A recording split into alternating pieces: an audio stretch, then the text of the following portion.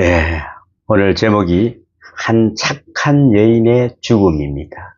착한 여인의 죽음. 다비다라고도 하고 도르가라고도 하지요. 자, 오늘 보면은 사도행전 맥락을 보면은 전반부부터가 베드로를 중심으로 한 초대교회의 이야기이고 13장부터는 후반부까지 사도 바울을 중심으로 한 이야기입니다.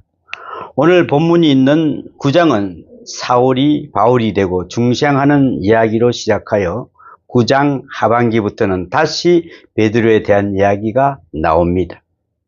그러니까 9장 처음에 바울에 대한 이야기가 나왔다가 다시 오늘의 본문에 시작하여 12장까지 베드로를 중심으로 한 이야기가 나오는 것입니다. 그리고 나서 13장부터는 주로 바울을 중심하여 이루어지는 일이 기록되어 있습니다. 이것이 바로 사도행전에 흐르는 맥락입니다. 오늘 본문을 보면은 사울 이야기를 해 나가다가 다시 베드로의 이야기로 바뀌는 부분의 첫머리입니다. 두 사건이 기록되어 있습니다. 루다에 사는 에니아와 롯바에 사는 여인 다비다가에게 일어난 이적을 말씀하고 있습니다. 이미 본 바와 같이 사도행전에 나타난 초대교회에 들여진 특징은 첫째가 성령 충만의 말씀입니다. 사도들이 설교할 때마다 그 설교가 성령 충만했습니다라고 말하고 있습니다. 그래서 설교 한 번에 3,000명이 회개하는 역사도 일어났습니다. 그들의 설교는 모습이 항상 성령 충만한다고 말씀합니다. 스데반이 설교할 때도 성령이 충만했고 베드로가 설교할 때도 성령이 충만했습니다. 성령이 충만하다. 이 두 가지 의미로 승화가 됩니다. 하나는 말씀하는 분의 영적 권세입니다. 성경은 기탄 없이 말하더라 라고도 묘사했습니다. 별로 배운 바가 없는 사람이지만은 아주 담대하게 능력 있게 큰 영적 권세를 가지고 하나님의 말씀을 전했다는 뜻인 동시에 또 하나는 듣는 사람의 마음에 전부를 감동시켰다는 것입니다. 모두가 그리스도의 영으로 충만하게 되었습니다. 구체적으로 말하자면은 설교하는 사람의 말씀을 예수 그리스도의 말씀으로 그리스도의 능력으로 받아들이게 되었으며 그 설교를 통하여 모두가 예수 그리스도를 만나게 되었다는 의미에서 충만인 것입니다. 이 점을 잊지 말아야 합니다. 예수의 생명력이 그 설교를 통하여 약동하고 거기서 큰 역사가 나타나게 된다는 것입니다. 또 하나 그들의 설교에서 뺄 수 없는 이야기는 그 설교가 전부 증거적 의미가 있다는 점입니다. 증거적 의미. 자기들의 눈으로 보았습니다. 베드로도 요한도 다 실제를 본 이야기입니다. 다른 이야기가 아니라 보고 듣고 경험한 것을 말씀한 것입니다. 사도 요한이 요한 1서에서 말씀한 것처럼 눈으로 본 바요, 귀로 들은 바요, 손으로 만진 바를 증거를 하고 있는 것입니다. 여러분, 사도행전에서는 이런 말씀이 있기 때문에 얼마나 그 말씀이 은혜스럽습니까? 내가 직접 보았어.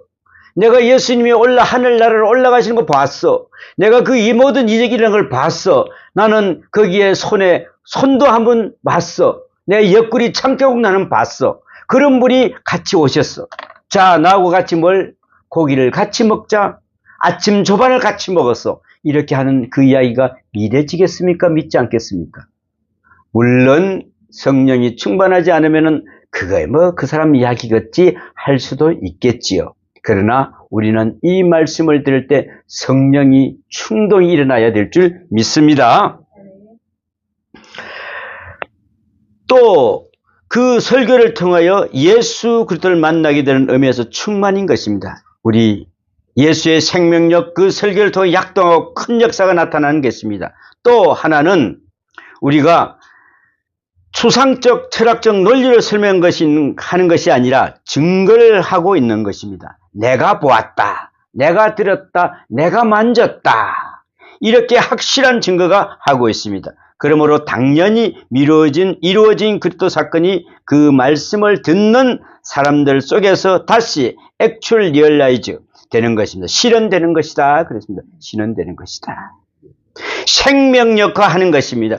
이것이 그들의 설교했던 특징입니다. 그런 것을 한마디로 말해서 성령 충만한 설교다라고 말씀하는 것입니다. 두 번째 특징은 이적과 표적이 나타났다는 사실입니다. 이적과 표적을 통하여 그 말씀을 전하는데 베드로, 요한 등이 그리스도께서 선택하신 자요, 하나님께서 지명하신 자라고 하는 것을 보여주는 것입니다. 이적 자체에도 중요한 의미가 있겠지만 그보다 더 중요한 것은 이적을 통하여 이 사람이 하나님의 택하신 사람이다, 하나님이 쓰시는 사람이라는 것을 보여주고 있는 것입니다. 이 점이 바로 이적의 가장 큰 의미라고 하겠습니다. 그래서 이분들이 하는 일이 곧 하나님의 일이요, 이분들이 하는 말씀이 하나님의 말씀이라는 것을 증거하기 위하여 그들이 주께서 하시던 그 이적을 그대로 이어받아 행하게 된다는 것입니다. 이적을 통하여 말씀의 근세를 확증하고 하나님의 역사가 여기에 나타나고 있다는 것을 거듭 증거하게 되는 것입니다. 이적의 결과에 대해서는 성경은 언제나 이적을 본 사람들마다 믿게 되었다고 말합니다. 이적을 보고 그 다음에 설교 말씀을 믿게 되었어요. 또 이적이 목적이 여기에 있다는 것을 알아야 합니다. 세 번째 특징은 저들은 하나님의 말씀을 듣고 그 말씀을 교화하여 하거나 규례해야 하는 것이 아니라 생활해 했다는 것입니다. 여러분, 우리가 예수를 믿으면 예수 향기가 생활하는 가운데서 나와줘야 됩니다. 예수를 믿는데 향기는 없어.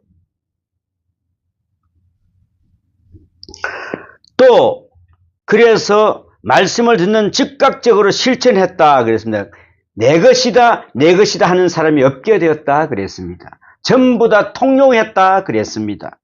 이리하여 초대교회는 사랑과 은혜가 넘치는 교회로 나타나게 됩니다. 예수 그리스도의 부활신앙이 여기서 나타나는 것입니다. 이것이 바로 초대교회의 특징입니다.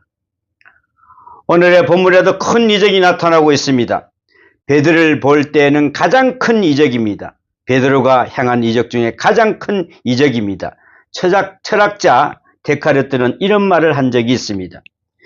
기적의 본질은 하나님이며 우리가 살고 있는 우주에 하나님께서 실제로 이적이라고 하는 방법을 통하여 계시하시고 계십니다. 그랬습니다. 가장 큰 이적이 세 가지 있으니 하나는 하나님께서 천지를 창조하셨다는 것이요, 두 번째는 우리 인간에게 자유를 주셨다는 것입니다. 여러분 자유하십니까? 우리는 진리 안에서 자유해야 됩니다. 그래서 우리는 누구 안에? 예수님 안에 들어가야 됩니다. 그래야 자유가 있습니다. 예수님이 내 안에 꾸짖 넣으면 그는 자유가 아니라 내가 속박당하는 것입니다, 여러분. 그래서 예수 안에 들어가 있을 때 거기서 예수님이 내 안에 들어가 그게 바로 온 성령인 여러분이 거듭나서 여러분들 모든 걸 움직여 주신다는 것을 믿으시기 바랍니다. 그래서 우리가 자유의지를 가지고 마음대로 하는 것이요, 마음대로 하는 것 같으나 하나님의 능력 안에 있다. 그 자체가 바로 신비로운 하나의 이적이라는 것입니다. 세 번째, 말씀이 육신이 되어 우리 가운데 거하신다는 것입니다. 말씀이 육신이, 이것이 바로 세 번째 이적이다. 사실이 그런 것 같습니다. 그런 거로 깊이 생각해 보면은 이적이 아닌 것이 하나도 없어요. 하나님의 능력 안에서 모든 것이 이적입니다. 다만 우리가 미처 이 이적을 모르고 있다는데 문제가 있는 것입니다. 내가 지금 이적을 느끼고 있는데 그 이적을 모른다는데 문제가 있는 것이죠. 오늘 본문의 베드로를 통해서 이적이 나타납니다. 좀 전에 말씀드린 바와 같이 이적은 말씀의 진실성과 말씀의 능력과 그리고 하나님의 사역이 있기에 여기에 있다는 것을 확증하기 위하여 나타나는 것입니다. 그래서 흔히들 계시적 사건이다라고 말씀하게 됩니다.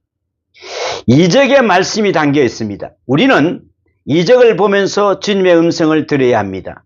주님께서 어떻게 역사하고 계신가를 순간순간 우리는 보아야 됩니다. 특별히 히브리적의 표현은 논리적으로 추상적으로 말하는 것이 아니라 사건을 통하여 진리를 설명하는 데 있습니다.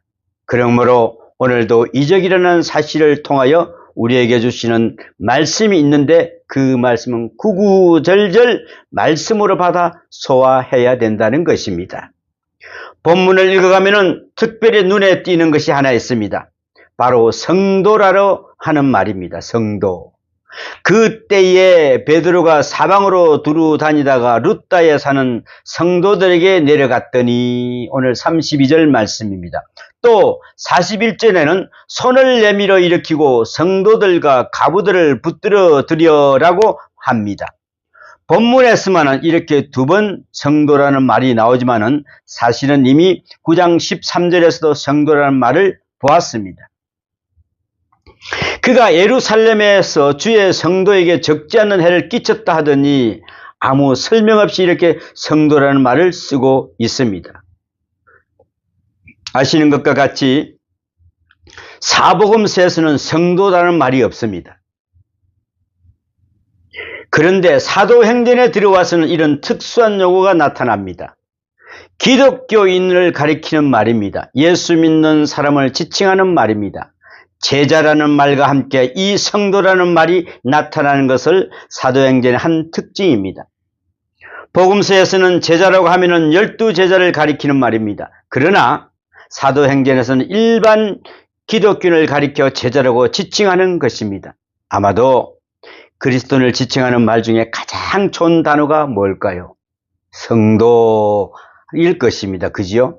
우리가 성도, 성스러운 사람들, 얼마나 여러분 우리 성도 이렇게 하면은 이게 그냥 우리가 부른 거 성도님 하는 이야기가 아니라 정말 그 사람이 예수를 믿고 거듭난 사람을 성도라고 하는 것입니다. 목사, 장로, 권사, 집사 이게 문제가 아니고 성도님이라고 부를 때 이게 진짜예요.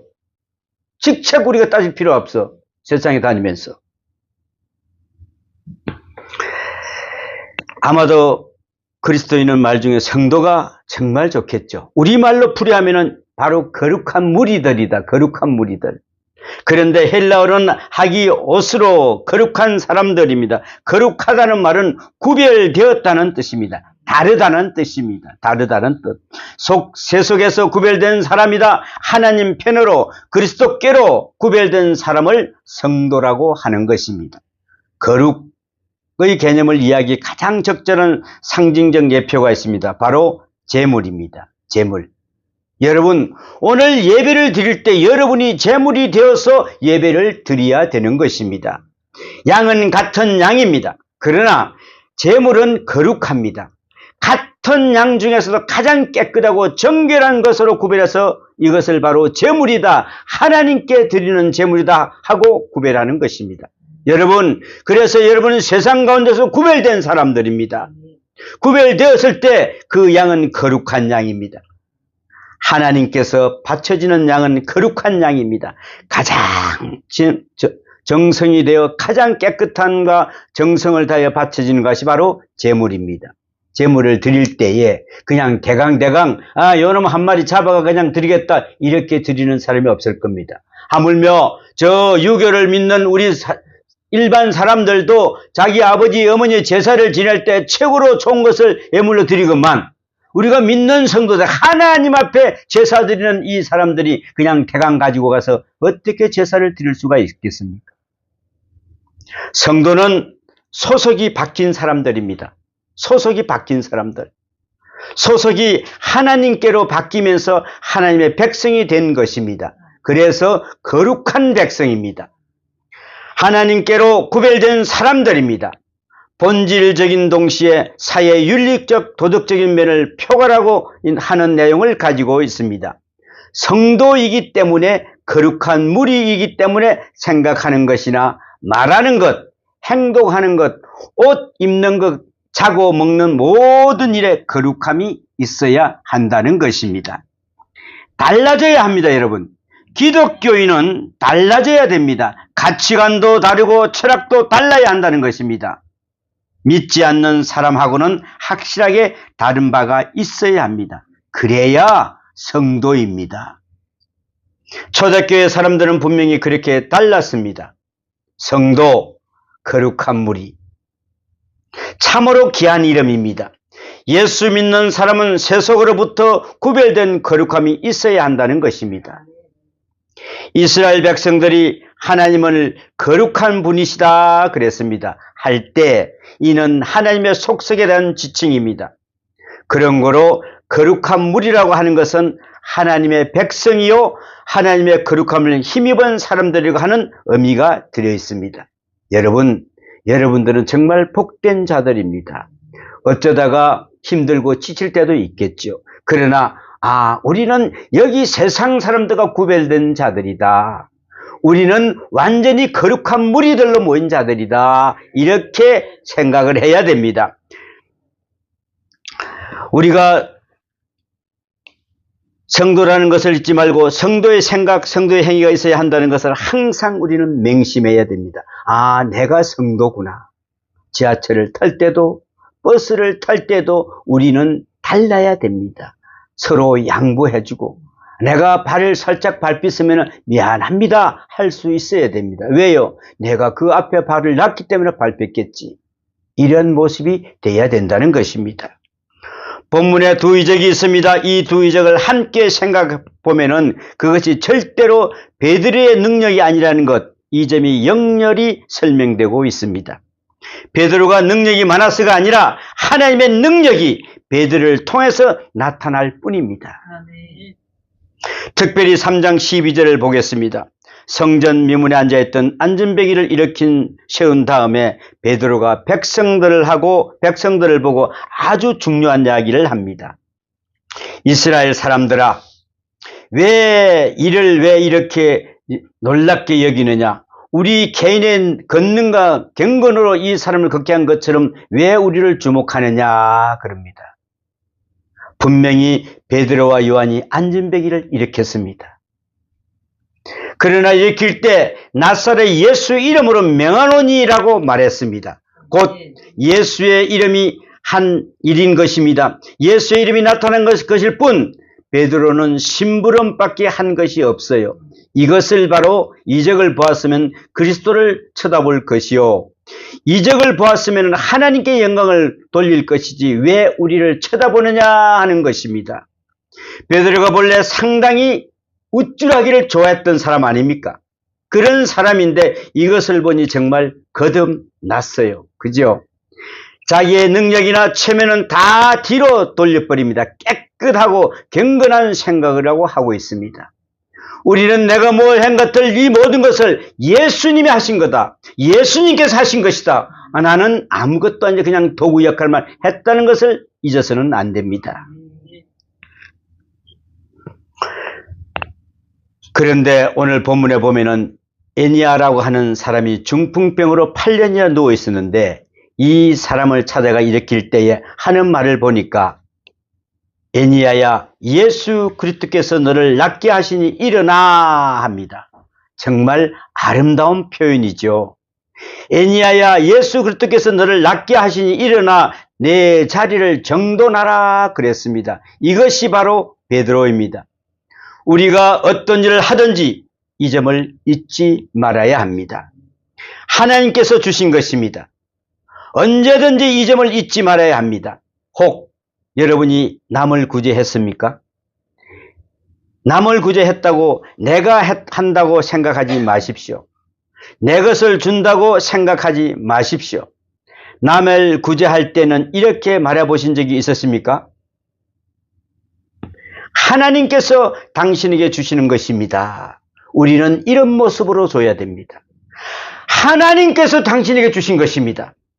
이것이 맞는 말이지 내가 줬습니다. 언제 네가 나를 어떻게 하려고. 이런 고약한 그리스도인이 어디 있습니까? 예수님은 그저 다 줬습니다. 뭐까지 줬습니까? 그분은 물과 피까지 다 흘리셨습니다. 내가 죽지 아니하면은 너희들이 죽어. 그러니 너희 죄를 어떻게 감당할 거야? 내가 죽어야 돼. 그게 바로 사랑이었습니다. 예수님, 하나님께서 얼마나 우리를 사랑했으면 자기 외아들 예수 그리스도를 십자가에 못 박게 하셨겠습니까? 하나님께서 주신 것입니다. 언제든지 이 점을 잊지 말아야 합니다. 그렇습니다. 언제나 우리의 마음은 아주 깨끗해야 됩니다. 하나님께서 나를 통하여 이루시는 일입니다. 그뿐 아니라 영광이나 칭찬이나 고맙다는 말이 나한테로 돌아오게 해서는 안 된다는 것입니다. 이것은 하나님께서 하신 것입니다. 이렇게 돌려야 됩니다. 베드로는 늘 말합니다. 주께서 당신의 병을 고쳐주셨다라고 말하고 있습니다. 이렇게 하고 있을 뿐 아니라 자기 능력도 아니요, 자기 경건도 아니요, 아름다운 관계라는 것을 이야기해주고 있습니다. 주 예수 그리스도께서 너를 낫게 하신다. 얼마나 아름다운 관계입니까? 말합니다. 다비다를 일으킬 때도 보십시오. 행동으로 표현합니다. 무릎을 꿇고 기도하고 돌이켜 시체를 향하여 가로되 다비다야 일어나라 그럽니다. 무릎을 꿇고 기도하고 돌이키라고 말씀하십니다.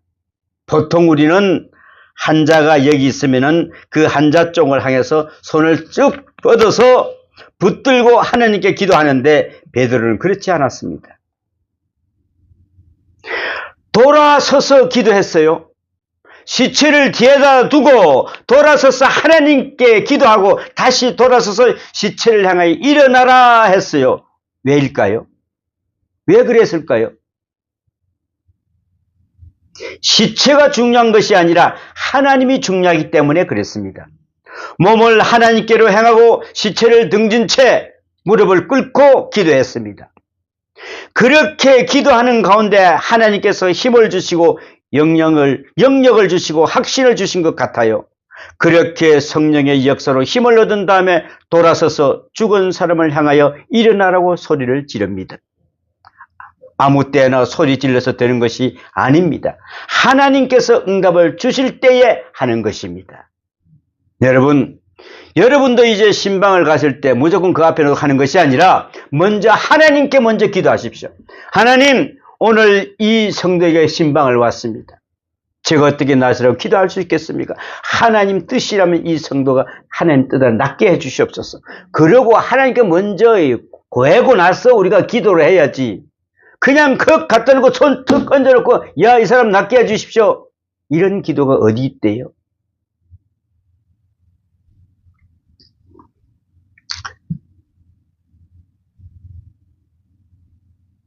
베드로의 능력으로가 아니었습니다. 하나님께 무릎 꿇고 기도하고 그래서 하나님께서 이루어진 일입니다. 나는 기도하고 다만 일어나라고 말하는 심부름을 한 것일 뿐입니다. 이것이 바로 강장뿐이 없습니다. 철저하게 하나님의 능력이요 철저하게 그리스도의 사역이라는 말입니다. 베드로는 일꾼이요 바로 종입니다. 심부름꾼입니다. 철저하게 자기는 아무 관계가 없는 사람입니다. 그러나 우리는 분명히 알아야 합니다. 애니야는 누군지 8년 된 중풍병자입니다. 그런데 본문을 자세히 보니 재미있어요. 일어난 내 자리를 정돈하라 한데 곧 일어나더니 8년이나 누워있던 자리입니다. 여러분, 우리는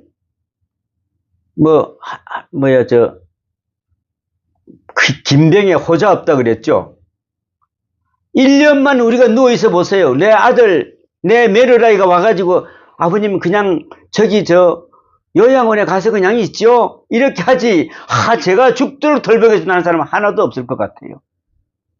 8년 동안 누워있어 보세요. 어떻게 하시겠어요, 여러분? 남편이 누워있으면은, 아이고, 우리 남편 정말 예쁘네, 귀엽다 그러겠어요? 그 자리를 정돈하는 것입니다. 이 자리에 다시 눕지 마라. 다시 과거로 돌아가지 말아라. 돌아갈 생각 말아라. 깨끗하게 될 것이니 자리를 걷고 과거로부터 완전히 벗어나라 하는 말씀입니다. 요한복음 5장 8절에 보면은 크게도 38년 동안 누워있는 환자를 예수님께서 일으키십니다. 그때도 뭐라 그럽니까? 일어나 내 자리를 들고 걸어가라 하셨습니다. 이 사람은 항상 누워있던 사람입니다. 그 자리는 그 사람에게 소중한 것이었습니다. 그러나 그 자리에 미련을 두지 말라고 말씀하십니다. 이렇게 8년 혹은 38년 누워있던 그 자리를 걷어버리라고 말씀하십니다. 과거로부터 얼마나 깨끗하게 벗어나느냐 하느냐를 가르쳐 준다는 것입니다. 여러분, 과거에 있던 거 다 지우십시오. 우리가 예수님께 하나님께 회개할 때 우리의 과거를 묻지 않는다고 했습니다. 그런데 왜 인간들은 왜 과거를 자꾸 끄집어냅니까? 그게 무슨 성도 같습니까? 과거는 잊어버리십시오. 이제 본문의 주인공이 되는 다비다에 대하여 생각하고자 합니다. 욥바에서 룻다까지는 3시간 걸리는 거리랍니다. 걸어서 3시간 가까운 거리라고 성경은 말하고 있습니다. 그런데 중요한 특징이 여기에 있습니다. 이미 죽었습니다. 다비다가 죽었어요. 죽었는데 사람을 둘을 3시간 넘게 걸리는 대로 보내어 베드로를 청하는 것입니다. 죽은 사람들한테 왜 와서 오라고 했고요? 장사도 밀려놓고, 그죠? 장례식들 보러 하고 있습니다. 이제 베드로가 달려옵니다. 그런데 여기서 생각할 것이 있습니다. 그 사람들이 어떻게 돼서 베드로를 불렀을까요? 하는 점입니다. 이미 죽었는데 죽은 자를 살릴 것으로 알고 불렀는지, 아니면은 너무나도 원통하고 아까우니까 장례식이라도 같이 했으면 하면서 베드로가 위로가 되어 주기를 해서 불렀는지 알 수는 없습니다. 과연 베드로가 죽은 자를 살릴 것으로 생각하는지 모르겠습니다만은 그런 믿음에 있어서 베드로를 급히 오라고 했는지 어떤지 그 문제에 대해서는 우리가 성경에서 뜻을 알 수가 없습니다. 아무튼 슬픈 일을 당했기 때문에 불렀습니다. 다비다 사건에는 적어도 3가지의 중요한 특징이 있습니다. 첫째, 다비다는 기독교인입니다. 성경에 보면은 많은 사람들이 예수님 앞에 와서 병 고침을 받았습니다. 병 고침 받기 전에 그 사람들은 예수님을 모르던 사람들입니다. 예수를 안 믿던 사람들인 것입니다. 그런데 무슨 이유로든지 병들었고 그 병을 고침받으면서 믿음을 얻게 됩니다. 나사로는 왜입니다. 나사로는 주님께서 사랑하시는 사람입니다. 이미 믿는 사람이요 주님의 사랑을 많이 받은 사람입니다. 그런데 병들어 죽었습니다. 여기에 특별한 의미가 있습니다. 오늘 본문에서도 그 점이 나타납니다. 에니야라고 하는 사람을 믿은 것 같지는 않으나 다비다는 여기 여제자라 불릴 정도로 예수 믿는 사람입니다. 예수 믿는 사람이 병들어 죽은 것입니다. 어느 한자의 경우는 다른 것입니다. 그죠? 예수 믿는 여성도가 병들어 죽었습니다. 두 번째로 다비다는 착한 사람입니다. 선행과 구제가 심히 많았던 착한 사람입니다. 그런데 병들어 죽었어요. 안 믿는 사람이라서 죽은 것이 아니요 악한 사람이라서 죽은 것이 아니라 죽음은 적어도 죄와 대한 심판은 아닌 것입니다. 믿는 사람도 죽습니다. 구제를 많이 한 특별한 믿음이 좋은 이 사람도 죽었습니다. 그런 말이죠. 반드시 우리는 죽음을 바로 생각해야 됩니다. 죽음을 마치 심판이나 저주인 양 이해해서는 안 됩니다. 본문에서는 다비다가 선행과 구제를 많이 한 사람이라고 해요. 이래서 더욱 우리의 관심을 끕니다. 누가복음 7장에 보면은 어떤 백부장이 사랑하는 종 하나가 병이 들었는데 이 백부장을 믿음이 아주 좋습니다. 그래서 유대 사람들이 특별히 유대인들 장로들 몇 사람을 예수님께 보냅니다. 보내면서 내 사랑하는 종이 병들었는데 와서 고쳐주십사 합니다. 백부장은 로마 사람입니다. 로마 군인입니다. 지금으로 말하자면 우리 그 군대 계급을 말하면 한 중대장쯤 됩니다. 대위 정도 되겠죠. 즉 유다를 점령하고 있는 로마 군이면서도 그는 경건했습니다. 정치적으로는 로마 군인이지만은 종교적으로는 바로 유대 사람들의 종교를 소중히 여겼습니다. 그리고 예수님의 능력도 믿었습니다. 장로들이 가서 예수께 간청을 하는 말 중에 이런 말이 있습니다. 이 일을 하시는 것이 이 사람에게는 합당하나이다. 왜냐하면은 우리를 위해서 해당을 지어주는 등 선한 일을 한 사람입니다. 그런 사람이 자기 종을 고쳐달라는 것이니 이 사람을 위해서는 이적을 행하는 것은 마땅합니다. 그렇게 이야기합니다. 장녀들도 마음에 안타깝게 생각한 모양입니다. 오늘의 본문도 같은 맥락에 있습니다. 다비다가 죽었는데 다비다는 선한 일을 많이 한 사람입니다. 많은 사람들이 지금 매우 슬퍼하고 있어요. 안타깝게 생각하고 있어요. 그토록 선한 사람이 이렇게 일찍 죽다니 어떻게 하면 좋단 말인가. 괴로워서, 너무나 괴로워서. 그뿐 아니라 39절 끝에 보니까 모든 가부가 베드로의 곁에 서서 울며 도르가가 그들과 함께 있을 때에 지은 속옷과 겉옷을 다 내어 보이거늘, 야, 그 사람이 내 속옷도 입어줬어, 이것도 우리 새로 해줬어, 이렇게 했던 사람이다 이거죠. 이 장면이 그렇게 아름다울 수가 없습니다. 이 많은 가부들을 위해서 도르가는 수고를 많이 했어요. 가부들을 위해서 수고했다는 것과 가부를 구제했다든가 가부에게 봉사했다는 것은 가장 큰 선행에 해당되었습니다.